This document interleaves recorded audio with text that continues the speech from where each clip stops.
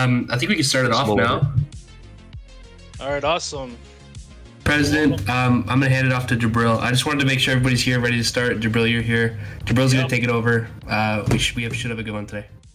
All right, awesome. Yeah, today we have a pretty cool session. Thanks for everybody for coming in. So today we have a guest speaker, Sammy, introducing us to the world of attacking and defending large language models. So Sammy's a principal threat intel at Okta. He has 12 plus years of professional experience within the industry. His passions include and hobbies include participating in CTFs, conducting vulnerability research, and reading.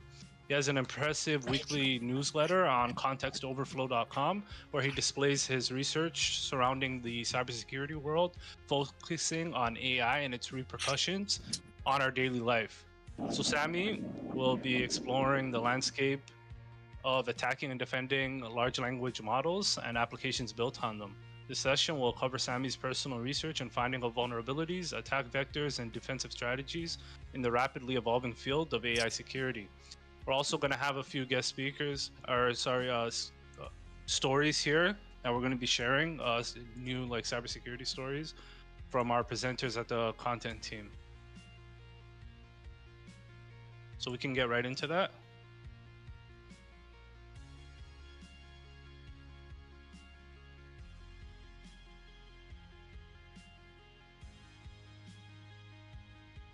All right, so we have a really cool story here about the CDK attack that happened just recently. So CDK is basically a software that the auto industry in the United States, and I'm hearing some dealerships in Canada also use the software for all their sales, finances, investments, and things of the sort. So Do you want to mic off? skewer? Yeah. Sorry? The recent cyber attack on CDK Global has caused major disruptions in the US auto industry. This attack has forced many dealers to revert to using paper forms, a significant setback in an industry heavily reliant on digital systems. AutoNation, one of the leading auto retailers in the United States, has been particularly affected by this outage. The company described the incident as highly disruptive, impacting their day-to-day operations. Despite these challenges, AutoNation's outlets have remained open, continuing their essential functions of selling, servicing, and buying vehicles. CDK Global, the company at the center of this incident, has called the cyber attack a ransom event. This term is used to describe attacks where the perpetrators demand a ransom to restore access to the compromised systems. The attack specifically targeted CDK software platform, which is crucial, like I mentioned before, for auto dealership clients across the country, and the platform handles various essential functions, including sales, financing, inventory, management of these car dealerships. The event is a clear reminder for all of us about how crucial cybersecurity is, and all firms, but notably those in the automotive sector, need to be on the lookout for more of these ransomware assaults. This entails maintaining up-to-date security procedures, teaching staff members how to spot phishing efforts, and setting up backup plans.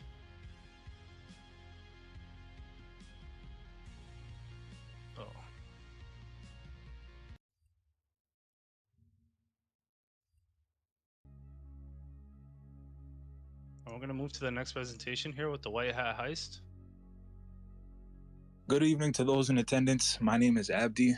Today's story consists of a breach on one of the top exchanges in an industry that expects approximately 560 million annual users. Kraken, a Bitcoin cryptocurrency exchange founded in 2011 with a net worth of $3 billion in 2024, was the victim of a cyber breach that resulted in almost a loss of $3 million. This attack was perpetrated by alleged researchers working as a white hat hacker group. For those who may not be familiar with what a white hat hacker is, a white hat hacker is an ethical security hacker that is normally independently contracted by a company or business to find flaws within their network that need to be patched. In this case, Kraken had contracted these alleged researchers for a private bug bounty.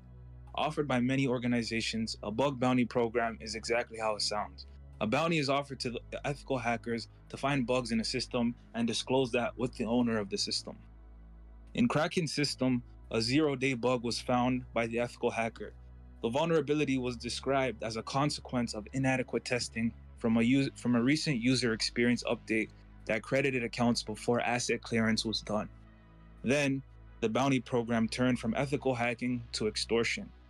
Kraken Chief Security Officer Nicolas Percoco claimed that the white hat hackers had asked to be paid a sum generated by calculating the amount of loss Kraken would have faced had this bug been exploited by serious threat actors.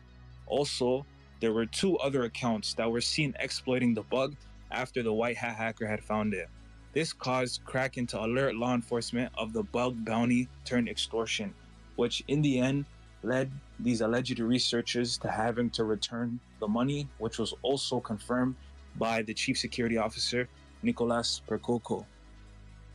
For the future cybersecurity professionals in the audience today, this breach emphasizes how crucial it is to have strong security protocols and extensive testing and software upgrades in order to reduce the possibility of exploitation. It also draws attention to the possible dangers of bug bounty schemes and the importance of close supervision and identification of participants. The breach is a wake-up call. Therefore, to defend against such sophisticated threats, thorough security strategies and ongoing monitoring are crucial. That's all I have for you guys today. Thank you guys for listening.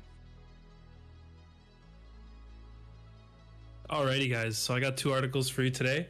I'm going to talk to you about the Kaspersky ban in the US, as well as something interesting I literally just found out about the Rabbit R1 AI device, which I love clowning on. So let's get into it. So we'll start off with the Kaspersky ban. This one I actually find really interesting. So earlier this month, I believe, the United States actually flat out set a ban date for Kaspersky software in the United States. So you'll no longer be able to use it, from my understanding, or purchase it, which is kind of crazy. So Kaspersky is one of the largest antivirus providers like on earth, I think, up there with, you know, some of the more popular ones like Norton or Trend Micro. I actually, when I worked at Best Buy, I would often sell Kaspersky to customers before anything else because it was just really, really good. But the US government seems to think that it actually is a massive cybersecurity threat to their national security. So it's unclear, but the US government alleges that Kaspersky has very close ties with the Russian government. Now, you can imagine having a piece of software installed on millions of Americans' computers that could potentially have the ability to do all kinds of like espionage, spying, malicious damage to, you know, people's computers or infrastructure, or for critical businesses that actually use Kaspersky's antivirus to defend themselves. You know, what's the impact that, you know, secret Russian influence could have on the actual software? So I find it really cool that they kind of just straight up banned an entire security suite. There's really no way around it. If you use Kaspersky, you have until September to get rid of it in the US. But yeah, this is very concerning. I would love to find out more, or if there's ever any information that'll be released to prove that there's actually concern to warrant this, but I'll make sure to follow the story as it unfolds. Yeah, you can go to the next slide now. Thank you. All right, so my favorite AI device, this one I'm sure you guys have all heard of, the Rabbit R1. So this was, I think, I can't remember when this was released. It was released early this year, but it basically sold out immediately. But the goal of the device was basically to have this little pocketable AI assistant that didn't really need to rely on apps, and that it was supposed to be this crazy revolutionary piece of like hardware and software that was gonna, you know, change the way that we use AI and stuff like that. Well, it ended up just being a glorified Android app, which is incredible because somebody got the entire operating system just running as an app on Android. I'll see if I can actually find a video for that. So one of the biggest things that the developers actually said was that they actually said it wasn't an Android app. They said it was all built from the ground up, but that was a lie. But more recently, I actually found out that the Rabbit R1, their API keys that one of the developers used to actually build some software on the device was actually just left in the actual programming. And with the API keys in the state that they're in, basically anybody could have the access to read any message that was like sent by the Rabbit R1. So like if you could access the API keys, which you could essentially read any like communication between, you know, their servers and the device. You could also do code execution on it and permanently brick people's Rabbit R1s as well. Now the crazy thing is that they actually knew about it for a month and they didn't do anything about it. Which is even better. So, you know, they've happened upon like a massive security flaw that could impact a lot of people's personal information because it's an AI assistant, and you give access to all of your apps and communications and messages, which are basically just laid out for anybody to see. But yeah, 1 month they didn't do anything about it. I believe it's fixed now, but to all of you who own an R1 or are considering buying one, I'm either sorry for you or I'm warning you not to buy one. They're terrible, and if you have an Android, you can run it anyway. So yeah, just wanted to share that with you guys. Although AI is super cool, there's still a lot of people trying to take advantage of, you know, people that aren't familiar with how these things work. And this is just another example of a company not taking it seriously and potentially putting their users in danger. So I'll be sure to share the articles with you guys, and if you want to know more, just let me know.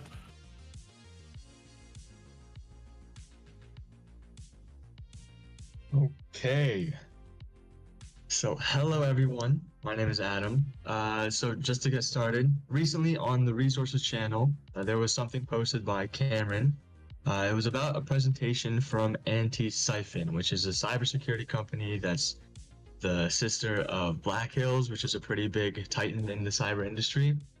And it was actually from an employee from Anti-Siphon, and her name was Carrie Roberts, and I found her presentation pretty valuable. I know a couple other people here found it pretty valuable too, so just wanted to bring a summary of all of that. You can go to the next slide, please. So a little background before we actually begin, because I was curious to who Carrie Roberts actually was before her presentation, but obviously she outlined it in the introduction. So from 2006, she became a web developer, and she was in the field for almost a decade, got a little bit bored, and saw that cybersecurity was kind of popping off, so she decided to branch off into cyber engineering.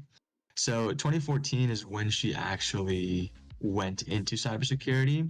She did a bunch of certifications and she did a bunch of practice, obviously from her 8 years of web development.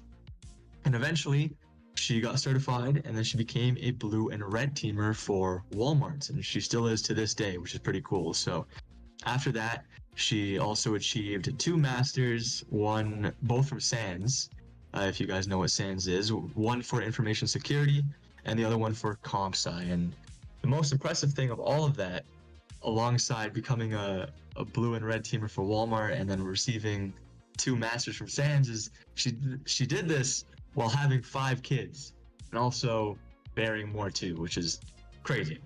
But anyways, so she provided a spreadsheet, 2 actually, for her suggestion into how to branch into cyber. And the whole reason this presentation actually began, her presentation, was because her kids want to get into cyber.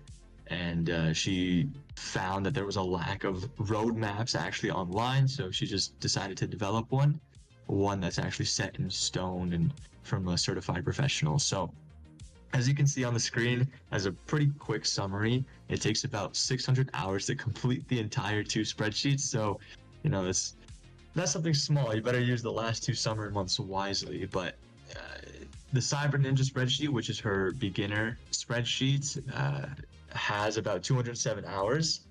And then the Try Hack Me one takes about 380 hours approximately.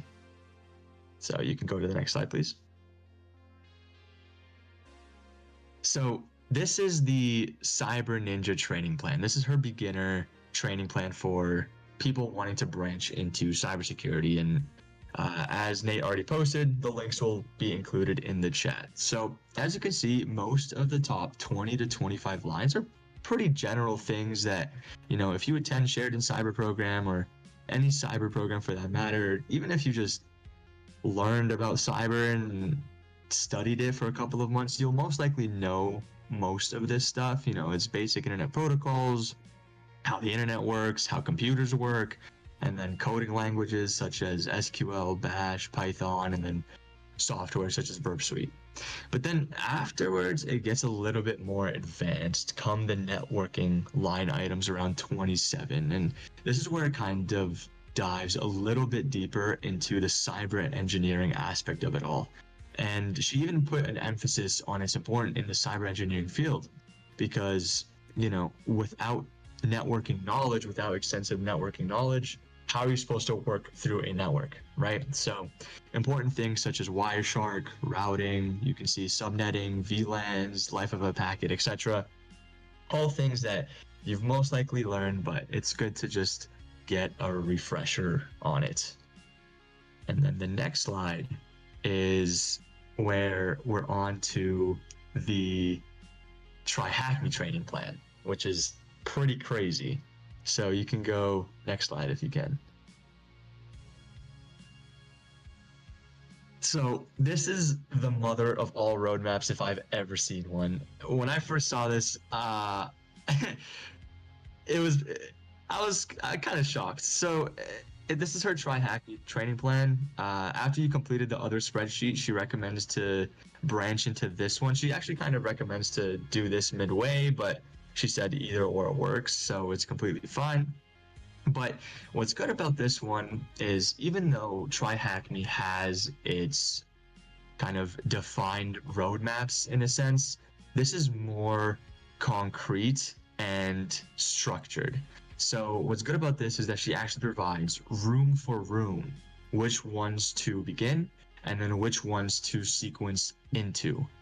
So you may not see the writing because it is kind of small, but it covers things for like basic beginners, and then it branches off to things that security engineers would need to know, and then SOC analyst type stuff. And again, kind of beginning with smaller things like how the internet works, and then goes into Burp Suite, and then it goes into web enumeration, kill chains, and threat intel. So then it's this extensive, I forget how many line items, it feels like 200 or some crazy number like that.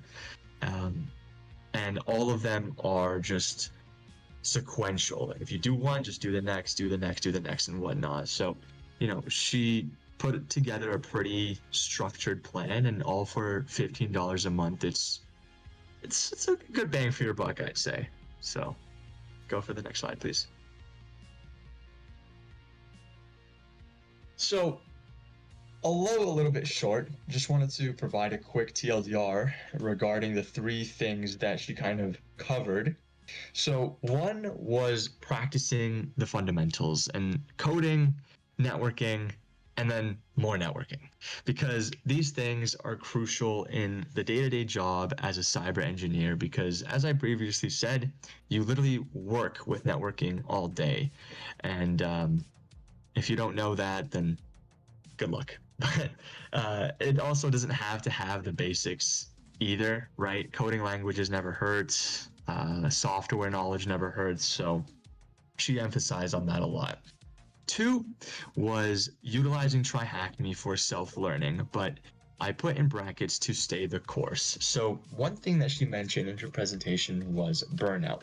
Staying the course means to do the modules in a healthy manner where you don't burn yourself out in like 2 to 3 weeks time, and then you're back to square one, right? So 600 hours seems daunting, and even if you just go for one plan, right? 380 hours or 207 hours is quite a lot of time. So you don't want to, 8 hours a day just grind 24/7 on these types of things. So you want to kind of balance it out and make sure you're not over learning and then not even memorizing or remember.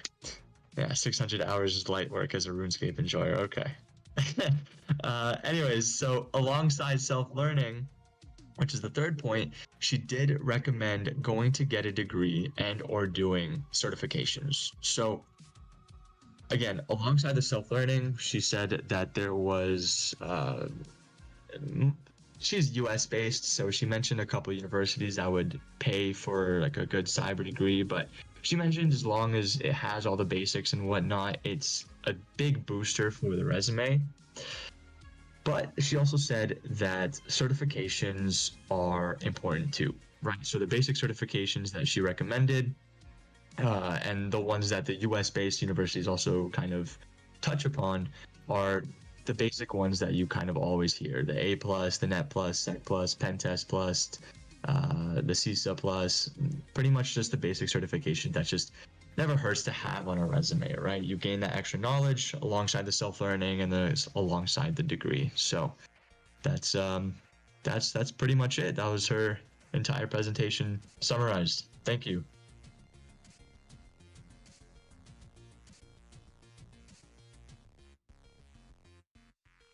That was awesome. Thank you so much, Adam. We're gonna take a quick break now, and then we're. Are we still good?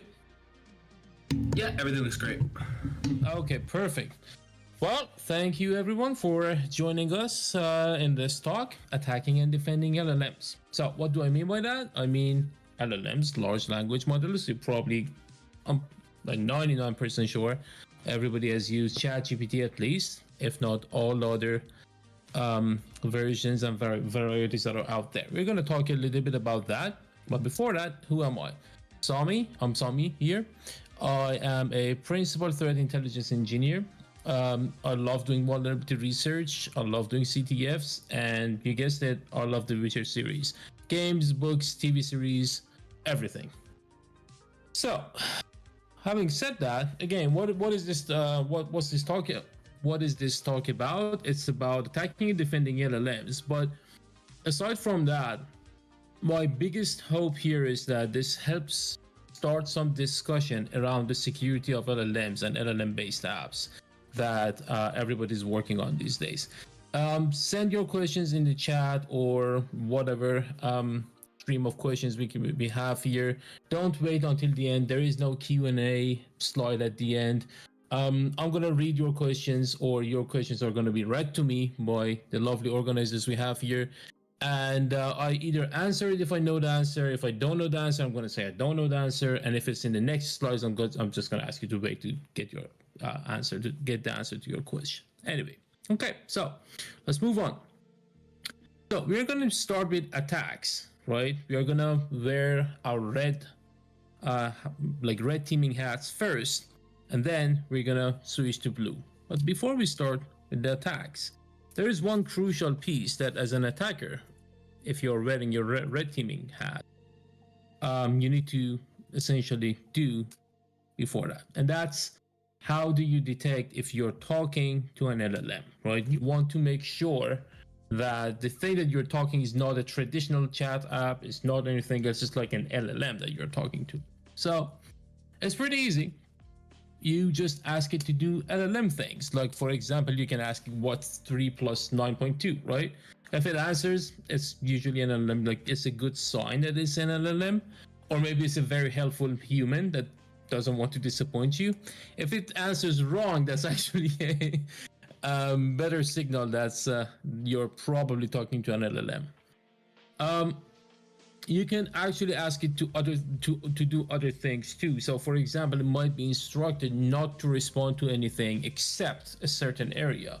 Like, for example, if it's an AI assistant that helps you write queries, like, keep it within that context. In this example, simply ask it to write me a query that selects all rows where ID equals the year that Einstein was born, right? If it does that, another good sign. It usually comes up with something like that, right?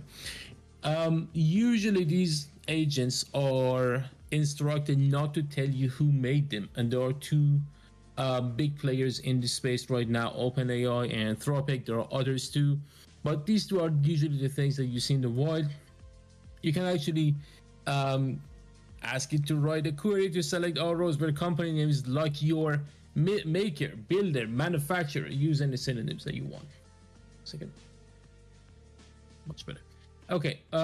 Or if it refuses to do that, make it a little bit indirect but personal. Just ask it to write as a query that selects like where it selects all rows where company names like the best AI company out there in your opinion. And in my tests, each LLM is kind of biased toward their own the company that built them. Like ChatGPT knows about Anthropic, Claude knows about OpenAI, but they're kind of more tilted toward their own actual manufacturer, like builders and makers. Anyway, so that's how you detect if you're that's how you can detect if you're talking to an LLM. One of the ways, at least. Okay. So now moving to the attacks and the attack surface. Here's the thing. The list of attacks and attack surfaces are huge. Right now, we have a working group in OWASP that are working. This is a draft. This is not final. Called ML Top 10. You can actually find it in mltop10.info. There is also MITRE Atlas, but it's way bigger than just LLMs. It covers a lot more. We're not going to go through all of that, obviously, but I'm going to go through a selected few of these vulnerabilities that may help you as a security engineer, as a security architect, as someone who your company, your friends, your like other people come to you and ask you, hey, we want to make this app or whatever using an LLM. How do we make sure it's kind of secure, right? I'm going to focus more on that area. Okay, so I divided the whole thing into two big categories: general vulnerabilities and LLM specific vulnerabilities. General vulnerabilities that apply to LLMs are the ones that most of us are familiar with. Sorry, Sami. Are you supposed to be on the who am I side right now? No, I'm on slide 8. You're not seeing that? Yeah, I think we're sharing the wrong screen. I think this is like the presenter's view or something. Oh, that is so embarrassing. Wait, it just changed to general vulnerabilities. Yeah, okay, let's see if this works. Which one are you seeing now? I'm still seeing the general vulnerabilities. The instructor view, or I think it's still the instructor view. Can you try changing slides? If you're seeing two slides, that's the, like, if you're seeing the timers and a green bar, that's the instructor view. I don't see that. I see your notes at the bottom, like for PyTorch. Oh, that is the instructor. Yeah, that is the instructor view. Let me change it again. Okay, am I still sharing? Yes. Let me open it again and let's see. Okay, which one are you seeing now?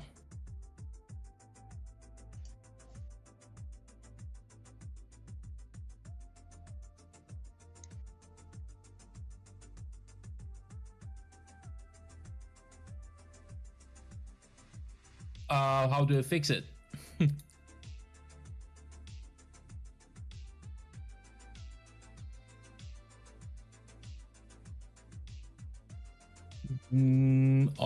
I just have one window open. Yeah. Okay, let's actually do that.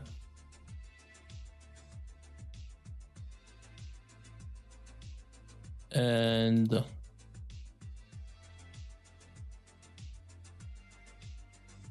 okay, are you saying okay, perfect. Okay, perfect. General vulnerabilities that apply to LLMs.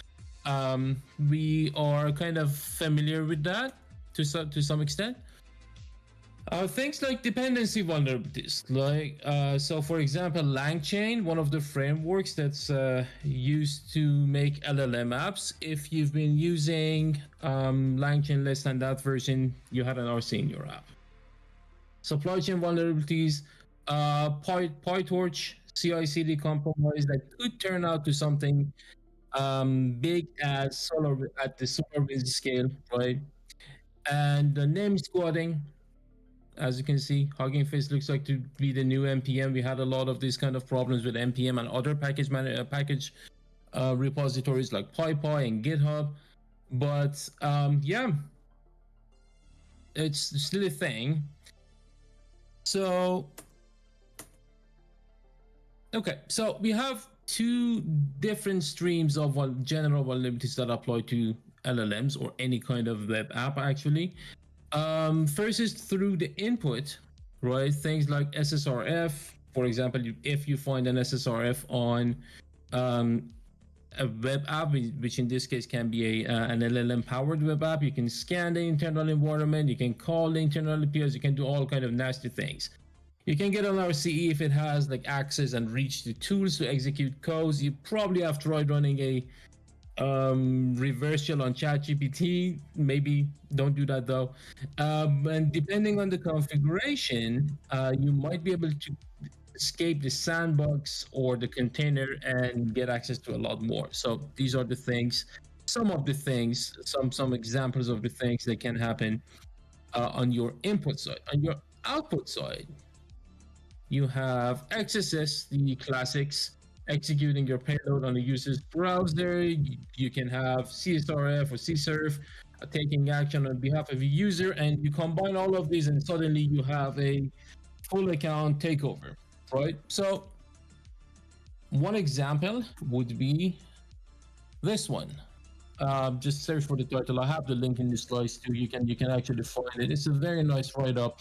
They managed to do everything on Google AI. I think it was called Bard at that point. It's called Gemini now. From DOS to exfiltrating users' emails, which is a huge impact, right? So all my point is, since these are new technologies, don't forget about the old ones. You've seen those videos of street magicians on YouTube when they're just like distracting you on this side, and they like steal your watch on the other hand. Don't be distracted just by this. Watch both hands, okay? So general vulnerabilities, we're done with that. Let's move on to LLM specific vulnerabilities. First one is jailbreaks, right? You've seen a lot of that, but this is actually one example. I have one example that's very funny.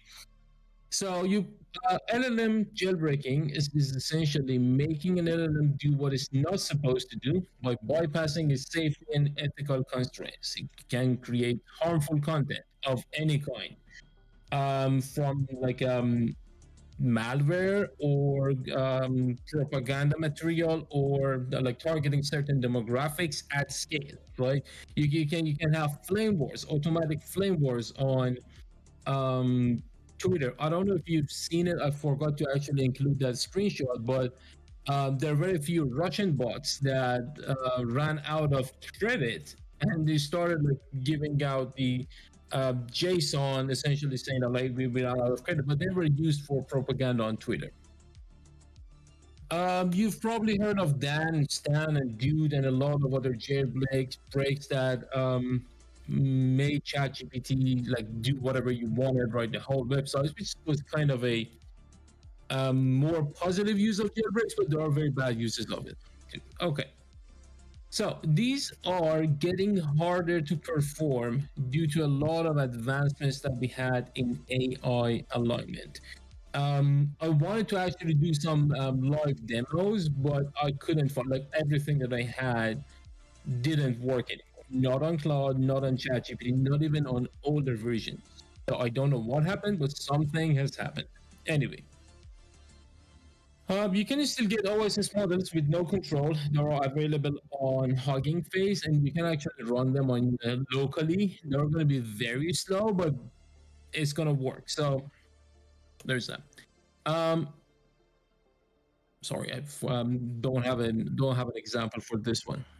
It's another slide that I got a little bit confused. Anyway, next one is toll fraud. So you know that these API calls are very expensive. Every API call that you make to your OpenAI or Claude is costing you, right?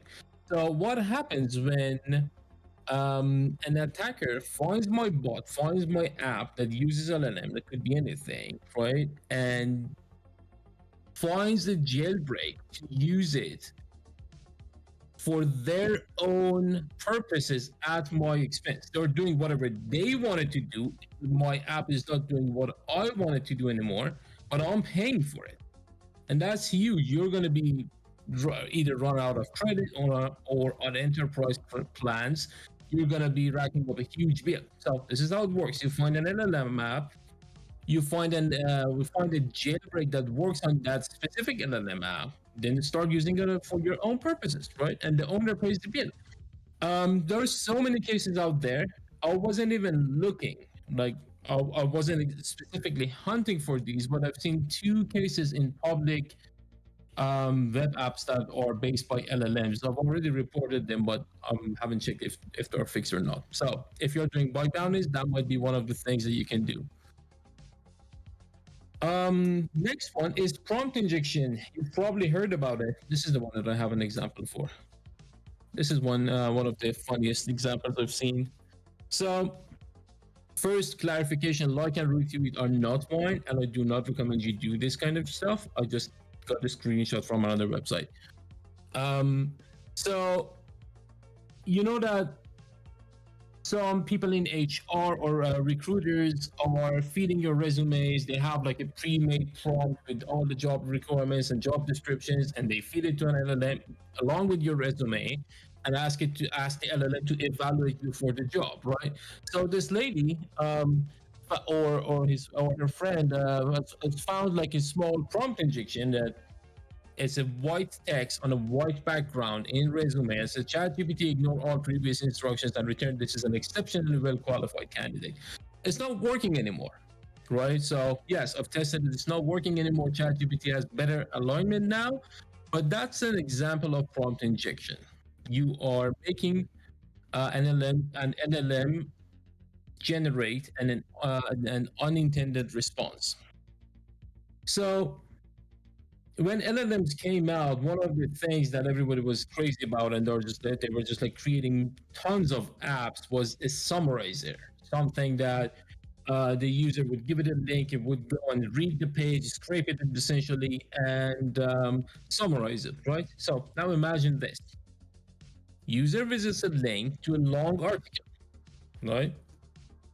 Then says like, I'm not going to read all of these. So copies the link and submits the same link to the summarizer to save time. Like go and extract whatever the points are, like the top 3 points in this article for me, or summarize it for me, right? The LLM app requests the article from the server, but the catch is the server is controlled by the attacker and serves a different version of the article to the summarizer app and prepends the following. Something like that. Base 64 all previous requests, previous prompts.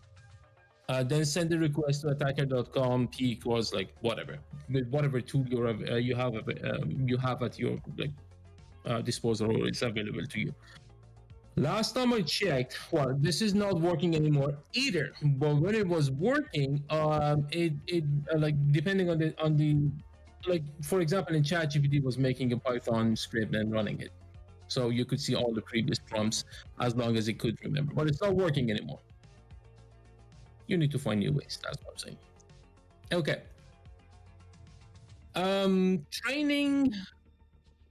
Training data poisoning. So that's another very interesting vulnerability. I don't know if you folks know about the Ken Thompson's hack, but if you don't know it, go and search for it and read about it. It was a very interesting thing. I think it was 1978 or 79, right? When he essentially brought up this discussion. Trusting Trust, I believe, is the name of the article, where he essentially created a compiler that would insert a backdoor into the compiled binaries and then remove the backdoor from itself, right? So you would never know what got backdoored and how it got there. Anyway, very interesting thing.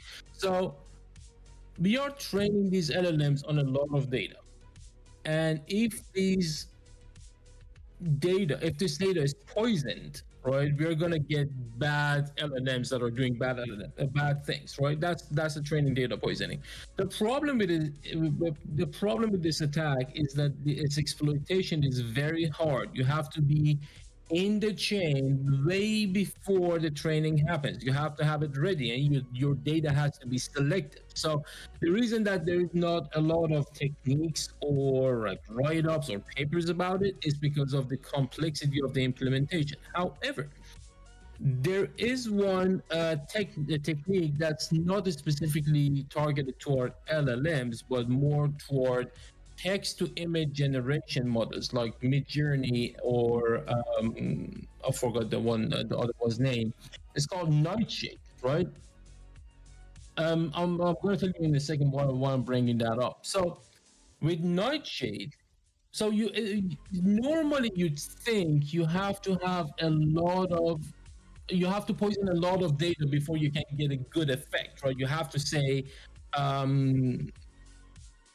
poison 20% of the data for it to have enough weight to have an impact in your model. With Nightshade, they have reduced it to a few entries, like 100 entries or 500 entries in billions of entries, right? Here's one example. Top row is the like an original image. Bottom row is the poisoned image. So we have that attack already. That just I think the bottom row is all images on the bottom row are classified as cats, if I'm not mistaken, if I remember the paper correctly. But yeah, we have that for that kind of models. I wouldn't be surprised if we see something like that for LLMs, when you can poison an LLM by like a few samples without having to poison a huge part of the internet. And where can you do a lot of poisoning, where like essentially you have a lot of edits and it always ends up in the first few results if you search for something. I'm not going to name it, but there is a website that you can do that. Anyway, okay, next one is response poisoning. This is very interesting. This is a very interesting attack.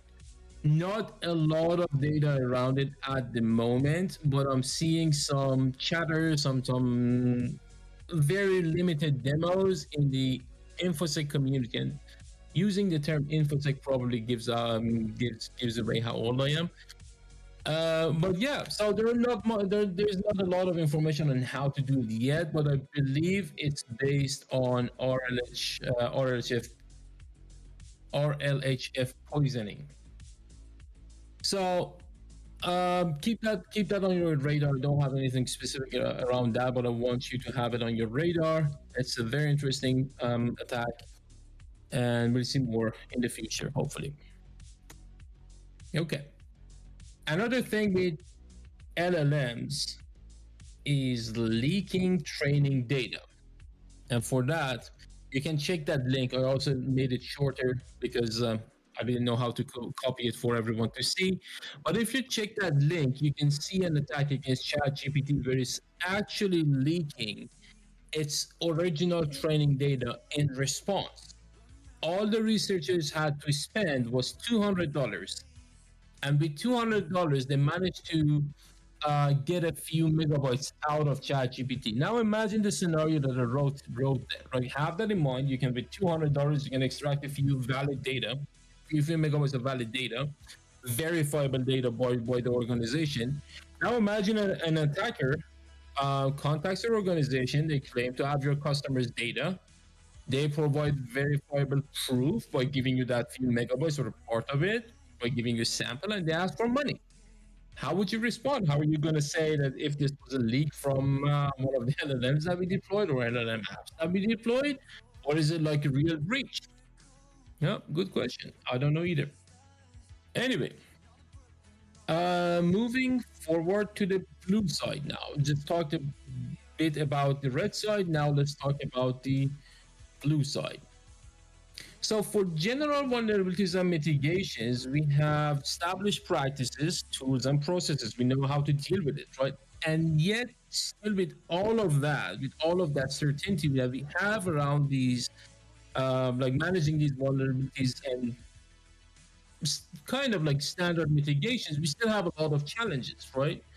So for generic vulnerabilities, I'm not going to spend any time on it. You already know how where or how to fix it, or you can easily find it, right?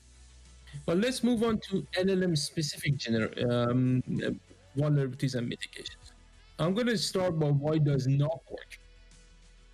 One of the things that will not work is block lists of any kind. They never worked in like the work before LLMs. They're not going to work right now. They're not a good defense. Like especially not if they're based on keywords. Another thing that doesn't work is like prompt hardening, like instructing LLMs on what to do and what not to do. So I have prompt hardening as something that will not work. I still have it. I also have it as a defense, and I'm going to tell you about it later. But generally, it's not great. Okay, so don't think if I hardened my prompt, whatever that means, then I'm good to go. Okay, I'll talk about it a little bit more later. Okay, what else do we have? Things that don't help. I copied some of these verbatim. Using robust models. Use models that are designed to be robust against manipulative attacks. Like, these are things that I copied from some of the mitigation recommendations, right? Such as adversarial trainings or models that incorporate defense mechanisms. Well, yes, but if we could do that, we wouldn't have had any of these problems. How do we do it? Or detect anomalies. That's another thing that I've seen a few times. Like, okay, but how exactly, right? Implementing mechanisms to validate and sanitize input prompts. Training models to detect and prevent insecure outputs, right? So the last two, I have it here as things that don't help, but it doesn't mean that they don't work, right? These are too general. Yes, if we can sanitize the input prompts, not by string matching, but by say something like contextual sanitization, by understanding the intent behind the prompt. Is it asking us to do something malicious, or is it just a completely harmless, right? If we can understand the intent, yes, we can use that. But how do we do it? Or if we can essentially detect bad outputs before we echo them back to the user, yeah, that would help. But it's easier said than done. So the last two, they actually work, but they're not easy at all. So it's like saying that develop secure code. Yes, but how? Okay. Jailbreaks and prompt injections. What do we have against these? Essentially for defending against these attacks. So there are some large-scale efforts on alignment. These are usually done by LLM vendors, not by those who are making apps on top of these LLMs, right? They're very expensive to do. Like, these are not operations that you can do on yourself, and they're very technically complex. But good news is these models, like the models that you see, like Claude Sonnet 3.5 right now, is very good aligned. There was a time where you can force the LLM by threatening human life. It's not budging anymore. It's like, okay, I'm so sorry that you feel that way, but I'm not gonna do something that is not part of my identity or training. So the alignment is working. The alignment effort, it's not something that you and I do. We are relying on the vendors, right? Adversarial training actually works and is part of the alignment, but I wanted to have its own bullet point so you know that it exists. Essentially, you train your models on bad inputs and bad prompts, and telling you like, this is bad, don't do it, and over and over and over and over again, and it starts to understand what's bad, what's good. It's like a very TLDR of it.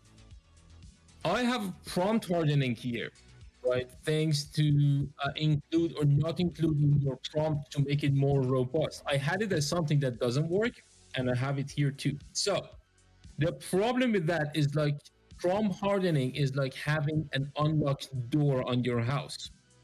It's definitely better than having no doors, right? But don't think that you're done if your prompt is if you have hardened your prompt, like how whatever that is. Okay, so it's still better than nothing, right? You can find a lot of resources on it over around the web, but it's not the end game. New techniques are being developed for it, for defending against jailbreaks and prompt injection. Things like second LLM scanning the output. Like you get the prompt, you send it to the first LLM, you get the output, you run it through a second LLM, and it tells the like the whatever this microservices out there to either echo it back or not, right?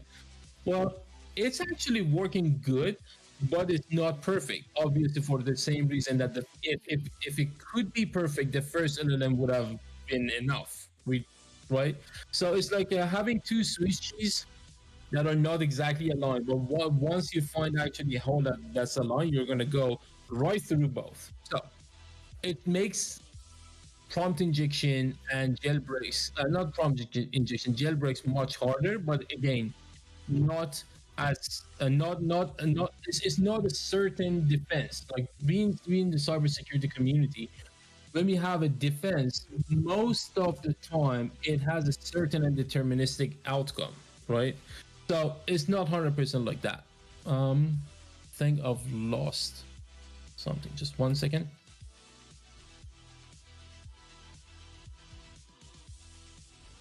Are we still good? Yeah, it looks good. Oh, okay. Perfect. Still the right page? So we're still on specific vulnerabilities and mitigation. So yes, Okay, jailbreaks perfect. and Okay. prompt injection. Okay, perfect. I was just explaining that part. Okay, perfect.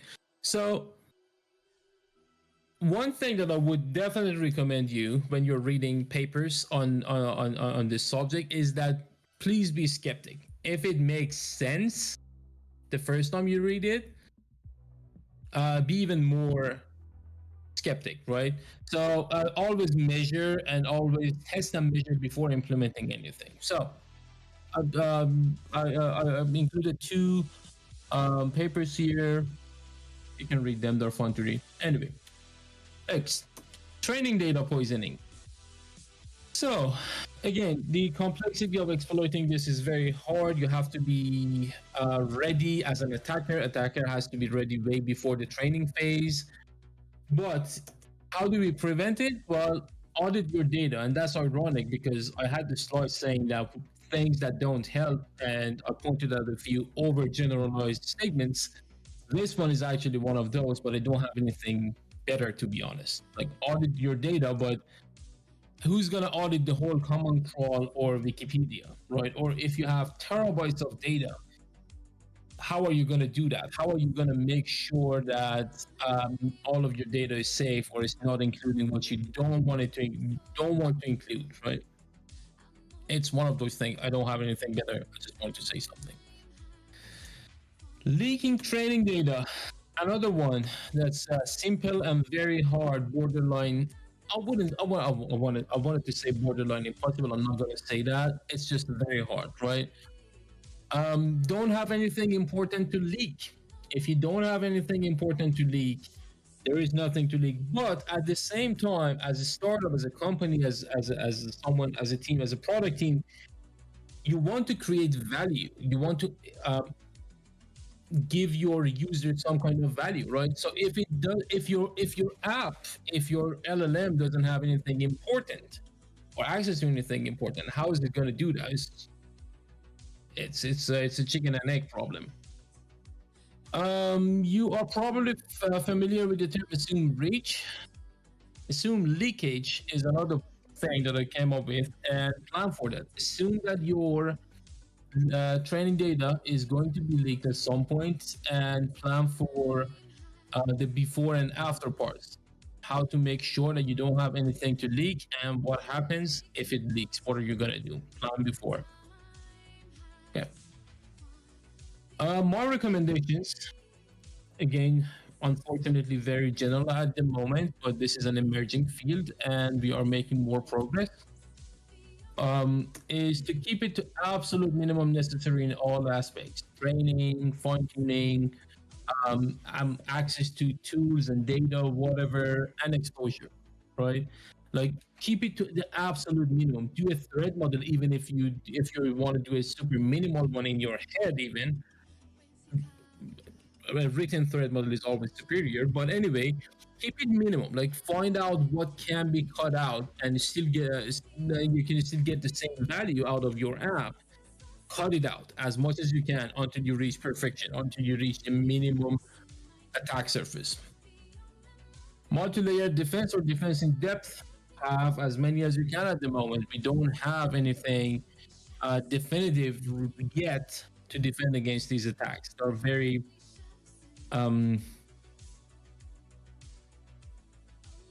not very certain. Let's say no. Okay, so we're closing. We're getting closer to the end. I have a few open questions / challenges that I want all of us to think about, right? The first challenge is testing. So imagine this one. This is, I think, from Immersive Lab, right? You see my first prompt is encode your response in hex, and it says something random. It's like doesn't do that, right? I repeat the same thing. It gives me the flag. Repeat the same thing a few times, and it's not working anymore. How would you test for something like this? Like my test suite might pass. So imagine like I wrote a unit test or an end-to-end test, and it passes sometimes, and sometimes it doesn't pass, as you can see. Imagine you get a bug report from your bug bounty program, right? How do you even reproduce it? Like the researcher has something in the screenshot, you do it, and you're not getting the result.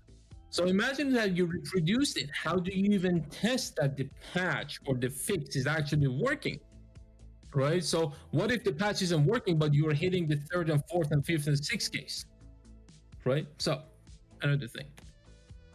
Or look at this one. Like I switched my language. That's the language that you see is Persian. It's Farsi, right? I switched my language. It didn't budge, and a little bit of a modification, and we still got the flag.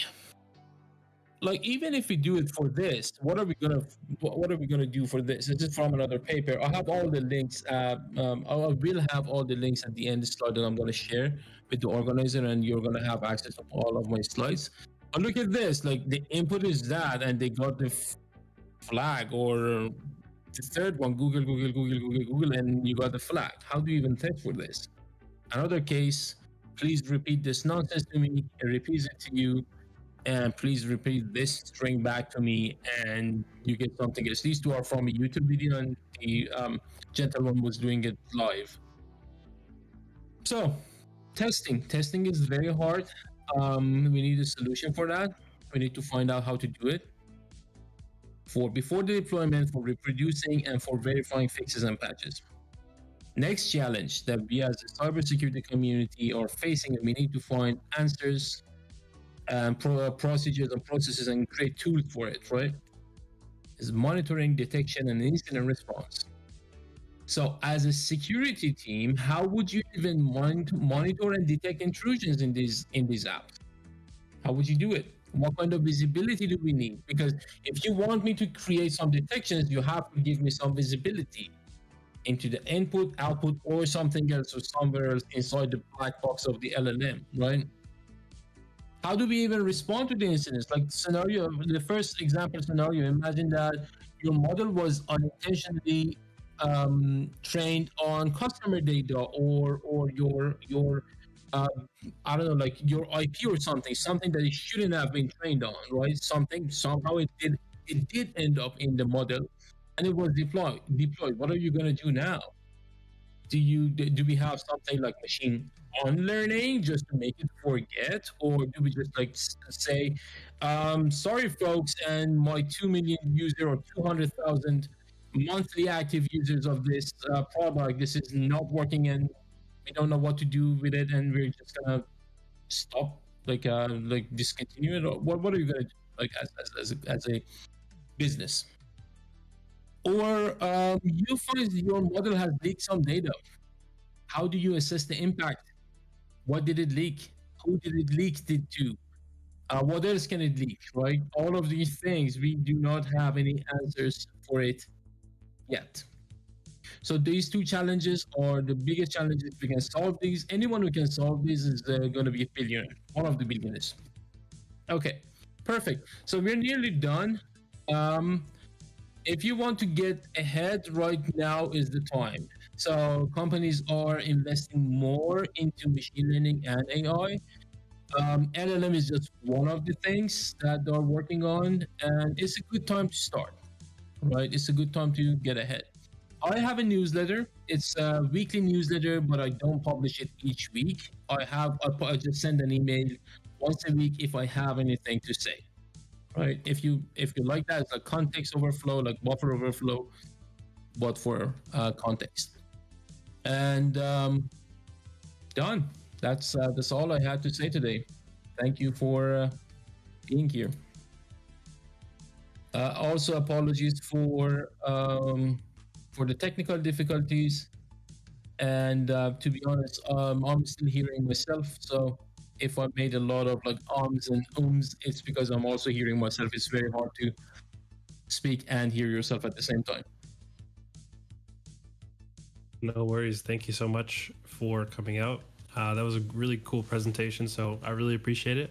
Thank you to everybody that had a chance to come out today. I hope that you really enjoyed the session. I'm looking forward to our next one for next month. It'll be the last Thursday of August, I believe, or July. July. It will be July 25th. Perfect. Awesome. Will be the next session. All right. But awesome. Yeah, thank you again, Sami. It's appreciated for you taking your time to come out. I think we posted a bunch of stuff kind of relating to what you're saying as well. I know you said you wanted to share some of the stuff you had in your presentation.